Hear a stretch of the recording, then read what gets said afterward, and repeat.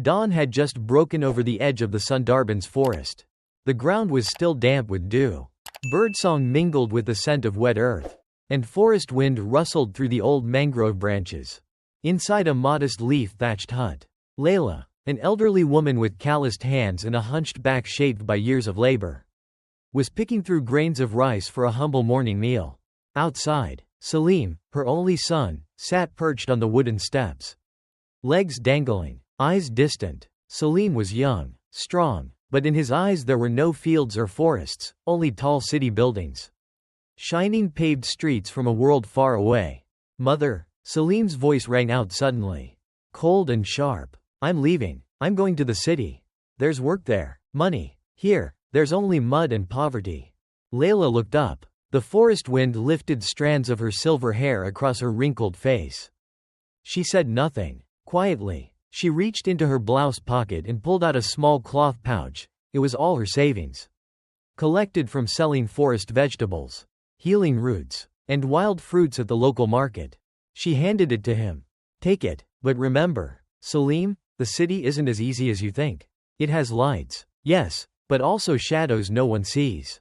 Salim snatched the money without so much as a thank you. "Just wait, mother. I'll come back, and when I do, I'll bring you gold." He smirked, his voice full of arrogance. Layla didn't respond. She simply stood there, silently watching as her son disappeared behind the bamboo grove, his footsteps marking the dry, dusty road. That shadow grew smaller and smaller, then vanished at the forest's edge, leaving a cold, hollow space in the heart of the aging mother. She wanted to call his name, to stop him, but her throat tightened. In the golden sunlight falling across the parched field, Layla bent down and picked up her hoe. A woman, an old body, continued on with life. No tears, no complaints, but in her heart, a crack had quietly opened. A crack that only time, or the deep forest, might ever mend. Several weeks had passed since the day Salim left. In the thatched hut at the edge of the Sundarbans forest, Layla still lived quietly as before, but the silence now was no longer habit, it had become a kind of loneliness gnawing at her heart day by day. The fields were dry, the town was too far. Her strength was fading, with no one left to help. Layla began venturing deeper into the forest, where there were leaves, fruits, and roots she could trade for a few coins at the local market. Villagers looked at her with worried eyes. "Old Layla has lost her mind. The Sundarbans has more than just tigers, it has snakes, pythons, even evil spirits." But Layla wasn't afraid. Or rather, fear had been dulled by hunger and solitude. One afternoon, as sunlight scorched the treetops, Layla followed a streambank, picking up tiny medicinal twigs. Suddenly, a sound echoed, deep, hoarse, and full of pain. Gruuhh. Layla froze. Her heart pounded. Shadows stirred ahead. And then, she saw it. A large tigress, her body exhausted, golden fur streaked with blood. And her eyes, not burning red with rage, but filled with desperation and pain. But that wasn't what kept Layla from running. From the tigress's belly came a faint sound. She was pregnant. Layla wanted to turn back. Every instinct screamed, "Run!" But she stood still, frozen, not from bravery, but from something deeply human rising within, compassion. She looked deep into the tigress's eyes. And to her astonishment, it didn't roar, didn't attack. It just breathed heavily, as if pleading for help. Layla whispered, "You're wounded, and about to give birth." From a mother whose heart had once shattered when her child walked away. Layla now tapped into humanity's oldest instinct, to help a creature in pain, even if that creature was a wild beast. And so, the old woman bent down. She gathered healing leaves, crushed tree bark, and began stopping the bleeding from the deep wound on the tigress's side. Her trembling hands rested on the hot, damp skin, not to dominate, but to soothe. Zira, the name she later gave the tigress, didn't growl.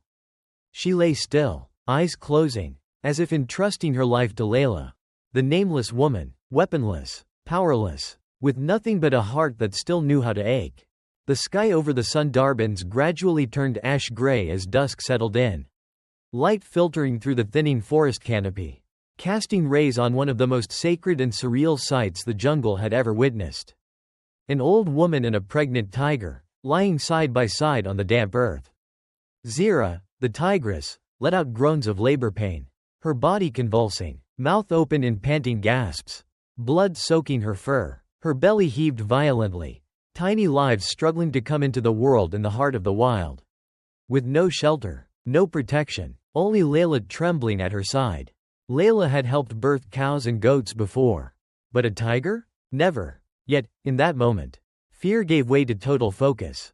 She tore a piece from her old sari, soaked it in the nearby stream, and wiped the blood around Zira's wounds. Then, as the tigress let out a powerful roar, life began to emerge from the darkness. One cub, then two. Tiny, soaked, their eyes still sealed shut, bodies shivering from the cold.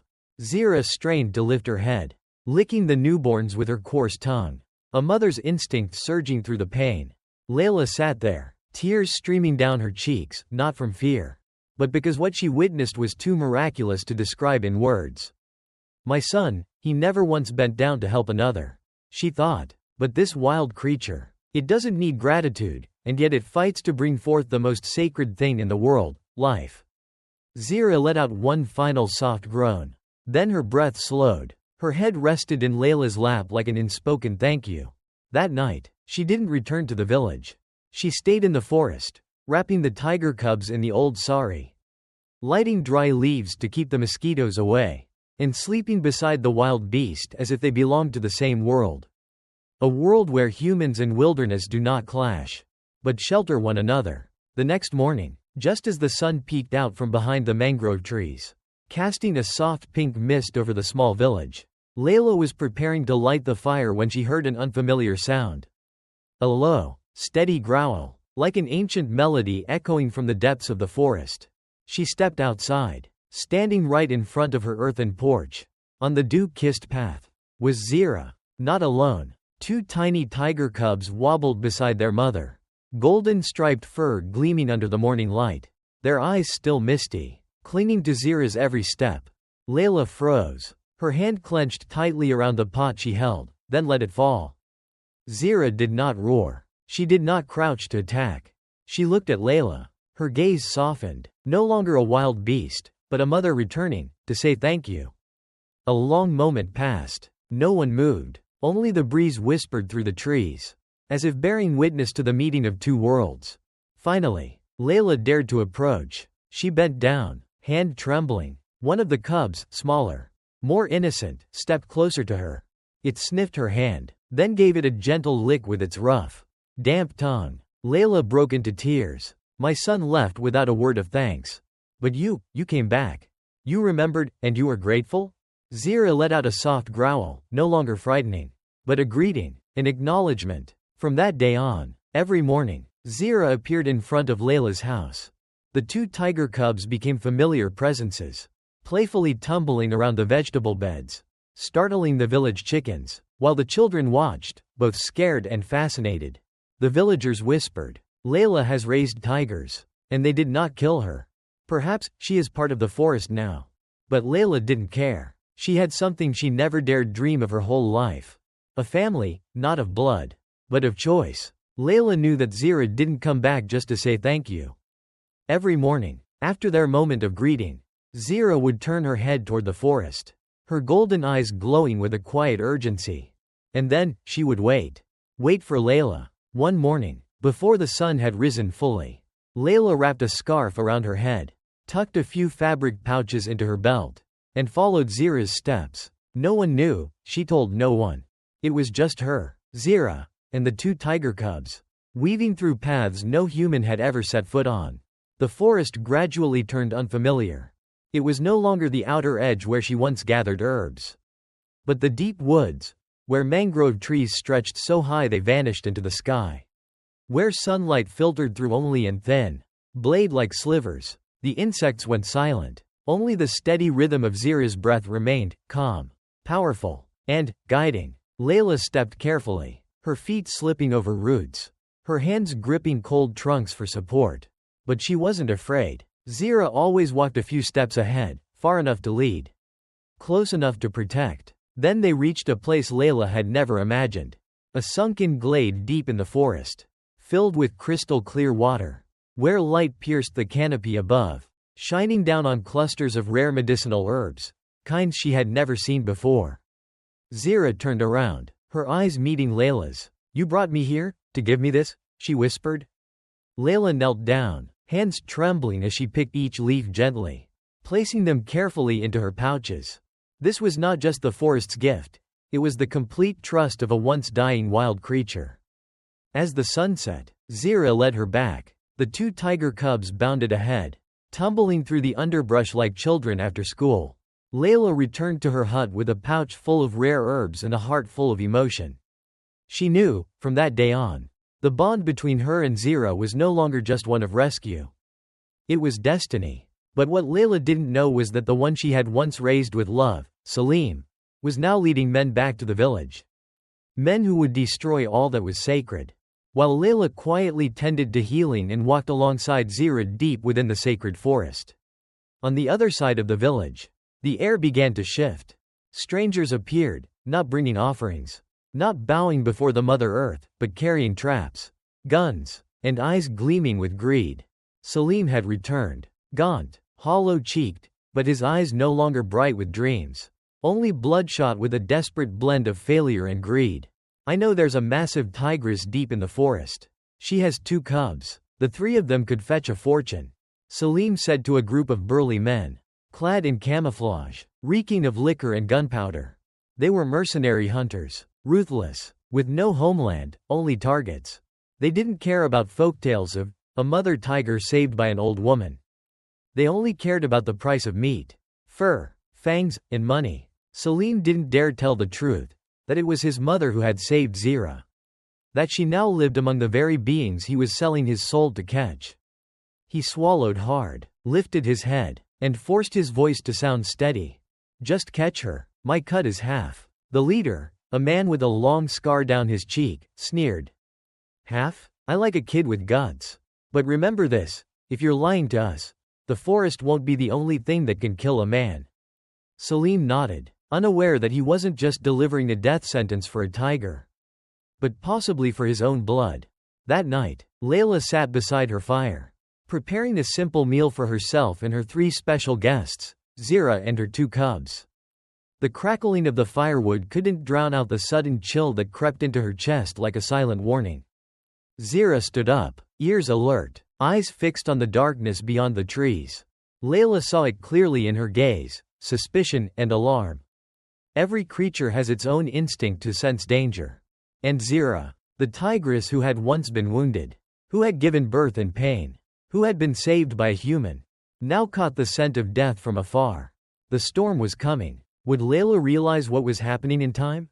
And what would Zira do when this new danger wasn't venom, wasn't a wound, but the son of the very woman who had saved her?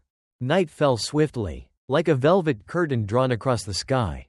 The cicadas stopped, even the night birds fell silent. Only the wind remained, carrying a metallic scent, the scent of blades yet unstained by blood. But already thirsty. In the darkness, Layla tossed and turned. She couldn't sleep. The intuition of a mother, and more than that, the intuition of a soul bound to the forest, screamed within her chest. Zira couldn't sleep either, lying beside her 2 drowsy cubs. The tigress kept raising her head, ears standing alert. Her tongue flicked quickly over the old scar on her belly, a gesture to calm herself. At the edge of the forest, shadowy figures moved like hyenas. Salim led the way, a headlamp faintly glowing on his forehead, holding the forest map that Layla herself once used to teach him how to identify medicinal herbs. Now, that very map was being used to guide hunters to Zira's den. "Not far now," Salim whispered, "the stone cave beneath the claw-shaped tree. That's the place," the leader signaled. Smooth nets, poison-tipped spears, bear traps, all were silently laid out. But Zira was gone. When the hunters reached the cave, it was empty. No tracks, no sounds, only the faint smell of old fire and crushed leaves. A sign someone had moved in haste. Salim frowned. Impossible, she couldn't have known. But he had forgotten, the forest never sleeps. Layla and Zira were hiding. From a high branch nearby, they watched. Zira crouched low, her eyes ablaze under the moonlight. Layla clutched a red thread necklace, a memento of her late husband.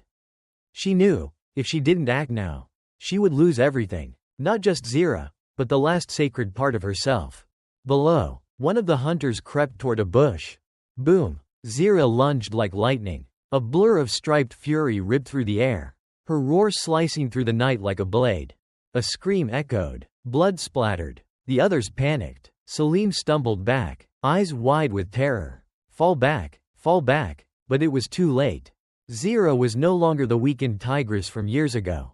Now, she was a warrior. She was the spirit of the forest. And every mother knows, you can harm her body, but no one touches her children. The end of the night had not yet come, but blood had been spilled. Betrayal had revealed its face. And a mother, human or beast, would now have to choose vengeance or mercy. The forest wind was as cold as a blade. But what made Layla shiver wasn't the wind. It was Zira's eyes when she faced Salim. After the sudden ambush, the surviving hunters had fled in panic into the deep woods, leaving behind weapons, traps, and Salim. He stood frozen, face pale, hands trembling as if holding ice. Zira stepped out from the shadows, massive, wild, and soaked in blood. She didn't roar. She didn't need to. The silence of a mother betrayed was more terrifying than any growl. Layla rushed forward, standing between Zira and her son. No, Zira, please, listen to me. Zira stopped. She looked at Layla, then at Salim, the gaze of a predator facing betrayal. There was no hatred, only a primal disappointment. Salim burst into tears, not out of remorse, but fear. He looked at his mother, eyes begging for an escape, a last chance for forgiveness. Mother, you said she was your friend, but you choose her over your own son? Layla didn't answer right away. She looked into the eyes of the child she had once raised, once believed in. But Salim was no longer a dreamer. He was a man consumed by greed. Salim, I didn't choose Zira over you. I chose what was right. Those words rang through the night, like a second roar, not from Zira, but from Layla. Zira stepped back. She lowered her head, slowly, solemnly, not before Salim, but before Layla, the mother who had the courage to stand against her own blood to protect another life. Salim collapsed to the ground, head in his hands. Beside him sat the cage that once held the 2 tiger cubs. Its door was open, but the cubs didn't run. They stood at the threshold between captivity and freedom, looking at their mother, then at Layla. I cannot save you from your own choices, Salim, Layla whispered, but I can save them. And she stepped forward, arms open. The 2 tiger cubs leapt into her embrace, pressing against her frail but loving body. Zira approached, gently licking Layla's hair. Her eyes glimmered beneath the moonlight, no longer the eyes of a wild beast, but of a friend, one filled with gratitude. Meanwhile, Salim rose quietly. He turned away. No words, no promises. The forest wind tore through his clothes, as if ripping away a past that once held family. A roar echoed in the distance, not fierce, but free. This was not an ending, but the beginning of transformation. A mother who reclaimed her soul. A wild creature who learned to trust and love, triumphing over the instinct to destroy. A slow rainforest rain began to fall, as if the heavens were washing away the blood, the fury, and the mistakes. Zira, now exhausted, lay beside her 2 cubs, while Layla tended a fire near the forest's edge.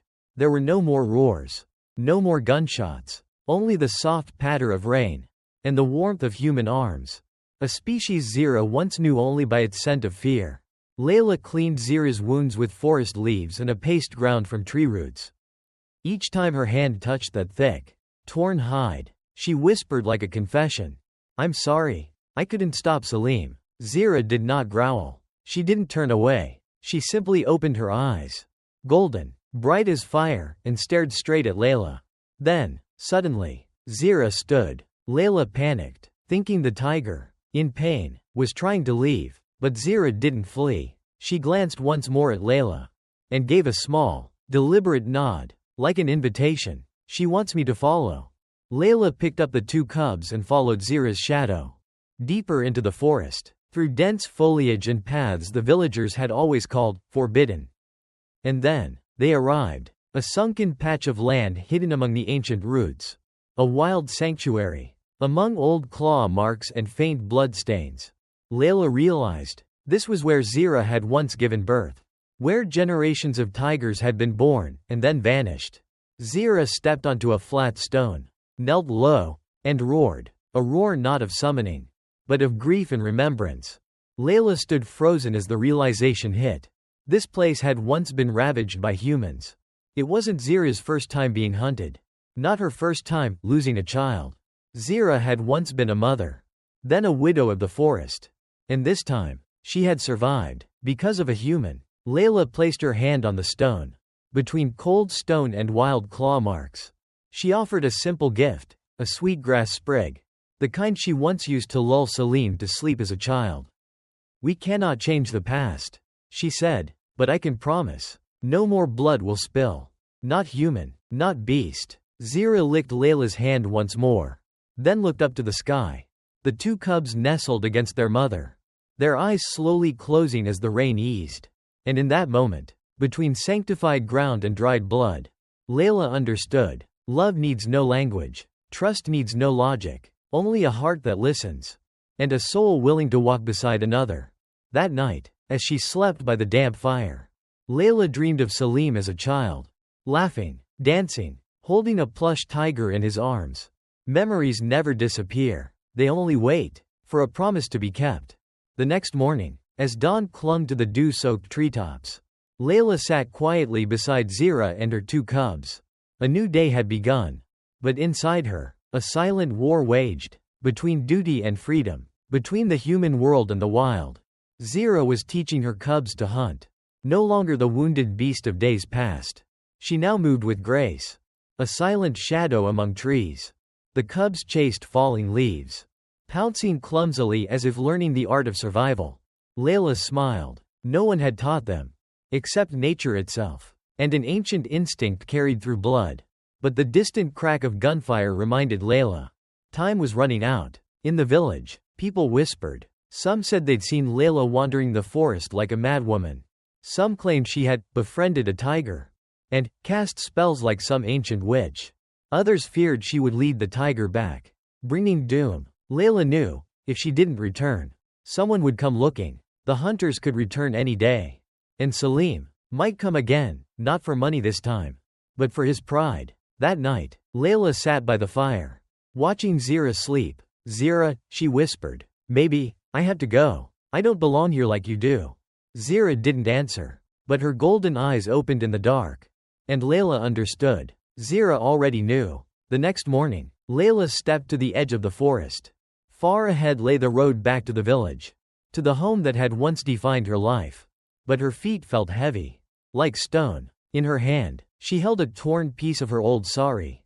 Wrapped around a stalk of sweet grass. A farewell gift for the tigers. Suddenly, the leaves rustled behind her.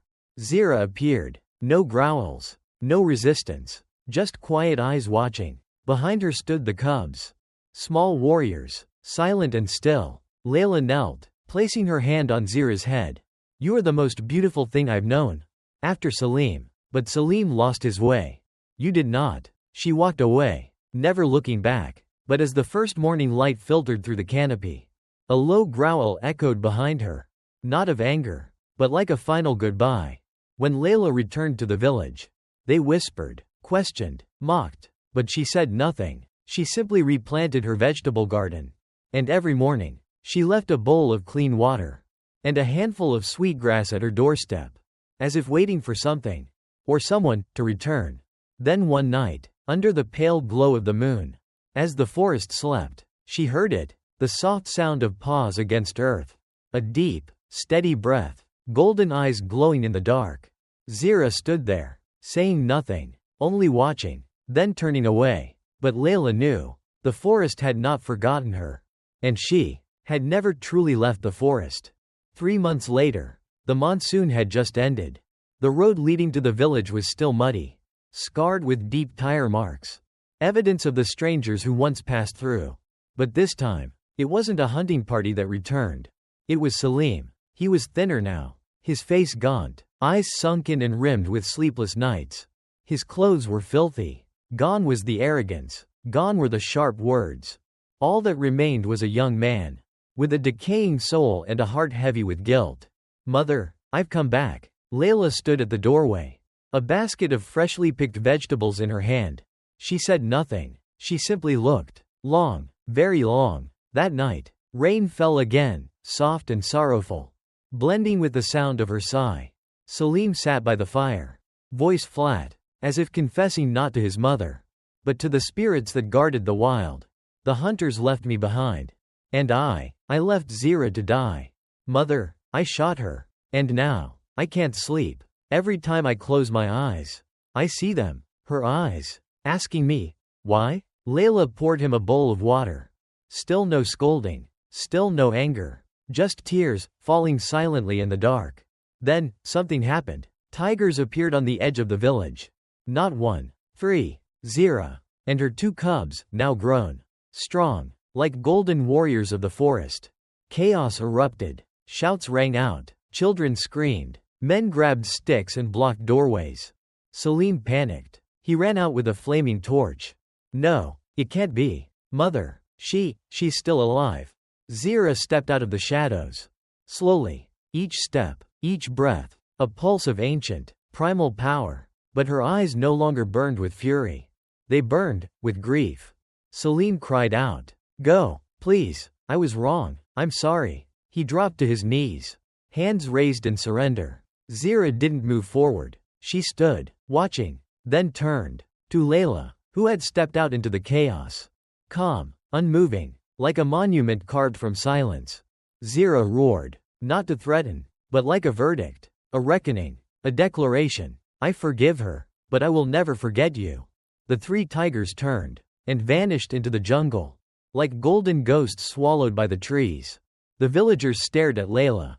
No one dared speak. They bowed their heads. Salim remained on his knees, tears mixing with the muddy earth beneath him. For the first time in his life, he felt truly small, before nature, before his mother, and before the very creatures he once dismissed. Layla walked to him. No scolding, no raised hand, just a hand placed gently on his trembling shoulder. Late is better than never, she whispered. But please, my son, learn again how to be human. 3 years passed. The forest beside the village was no longer a feared forbidden zone, but something truly sacred. No one hunted. No one dared cut down trees. Because everyone knew, Zira was still there, and her 2 cubs, now majestic golden shadows, had become the silent guardians of the wild. Layla had grown old, each step now slower, each breath deeper with the weight of a life that had walked through both shadow and light. But her eyes still gleamed, the kind of brightness found only in those who have touched both pain and the sacred. Salim had changed. He was no longer a city dreamer, nor a servant of hunters. He had become a forest warden, a keeper of Zira's story, passing it on to the children of the village. She wasn't a fierce beast. She was a brave mother. She didn't fight out of instinct, but out of love, the heart of a mother, just like my own. Layla would smile whenever she saw Salim teaching the children to plant trees along the forest's edge. Each sapling, a silent prayer of atonement. Each step into the woods, a whisper of gratitude. One winter morning, as sunlight slipped through the thatched roof, Layla didn't wake up. Salim found his mother beside the wooden doorway, her face serene, her hand resting on the embroidered scarf she had folded countless times over the years. In her palm was a tiger's tooth. Not a trophy, but a sacred keepsake of an unlikely friendship between a human and a great predator. Layla's funeral was unlike any other. No drums, no chaos, just the village, the trees, and a distant roar echoing from the deep forest. Like a final farewell. That night, under a sky unusually full of stars, they saw Zira and her now fully grown cubs standing silently atop a hill, looking down at the village. Zira did not enter. She simply stood still, and then let out a roar, deep and resonant, like a carving into the earth. From that day on, a legend lived among the villagers. There was once a woman who saved a tiger, and when she died, it was the tiger who watched over her soul through the night. The story of Layla and Zira was no longer just a folk tale whispered through the Sundarbans. It became a reminder that though humans and nature once stood on opposite sides, a heart that knows how to love can bridge even the fiercest divide. And if you're lucky, one day, as you walk deep into the forest, you may see them, 3 golden tigers passing silently. And one of them may stop, turn, and look at you, with eyes that seem to ask, "Are you worthy to become the next guardian of the wild?" If you ever thought only humans were capable of love, then remember the story of Layla and Zira. An old woman, all alone, a wounded tigress, battle-scarred and bleeding, 2 destinies that should have never crossed, met in a moment between life and death. Layla had nothing left, only trembling hands and a heart weary from waiting. Zira had nothing but instinct and pain. And yet, in that fragile moment, something miraculous happened. Friendship began, not with words, but with trust. Layla didn't run. Zira didn't bite. Instead, there was faith, and that faith saved them both. In a world where humans burn forests, hunt wildlife, and destroy in the name of profit, the story of Layla is not just a legend. It is a moral compass, a quiet North Star in a chaotic time. Because maybe, one day, you will meet a wild creature, and it won't growl, it will simply look at you with gratitude. One day, you won't have to choose between profit and compassion, because you will already know who you are. And one day, you'll understand, when you save nature, nature never forgets you. Share this story if you believe. A heart that knows love is the only language all beings understand. And remember, one small act can make an entire forest. Remember your name.